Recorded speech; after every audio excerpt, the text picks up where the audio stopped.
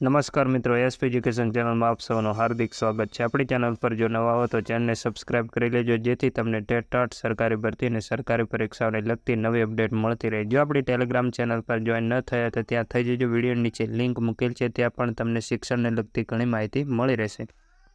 મિત્રો, જ્ઞાન સહાયક પ્રાથમિક અને માધ્યમિકનો પગાર આજ સુધીમાં કરી દેવામાં આવ્યો છે અને જ્ઞાન સહાયકને રજાઓ બાબતે એક પરિપત્ર પણ કરવામાં આવ્યો છે। વિષય જ્ઞાન સહાયક અને મળવાપાત્ર રજાઓ બાબત સંદર્ભ શિક્ષણ વિભાગના ઠરાવ તારીખ 5/12/2024ના પત્ર ક્રમાંક મુજબ ઉપરોક્ત વિષયને સંદર્ભ પરત્વે જણાવવાનું કે રાજ્યની સરકારી બિનસરકારી અનુદાનિત માધ્યમિક અને ઉચ્ચતર માધ્યમિક શાળાઓમાં નિમણૂક પામેલ જ્ઞાન સહાયક અને મળવાપાત્ર રજાઓ બાબતે શિક્ષણ વિભાગ દ્વારા સામાન્ય વહીવટ વિભાગ સાથે પરામર્શ કરતા જ્ઞાન સહાયકની નિમણૂક 11 માસના કરારથી કરવામાં આવેલ હોય। સાવિના તારીખ 11/10/2017ના ઠરાવ ક્રમાંક 10/2017 5797 ખ 3 નકલ સામેલ છે।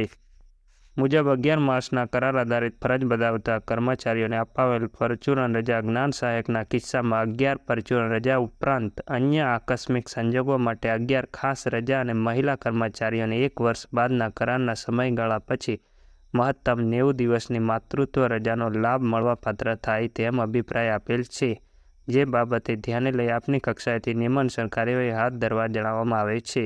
નાયબ શિક્ષણ નિયામકનો પરિપત્ર કરવામાં આવેલ છે અને આ પરિપત્ર જોઈતો તો આપણી ટેલિગ્રામ ચેનલ પર મૂકેલ છે।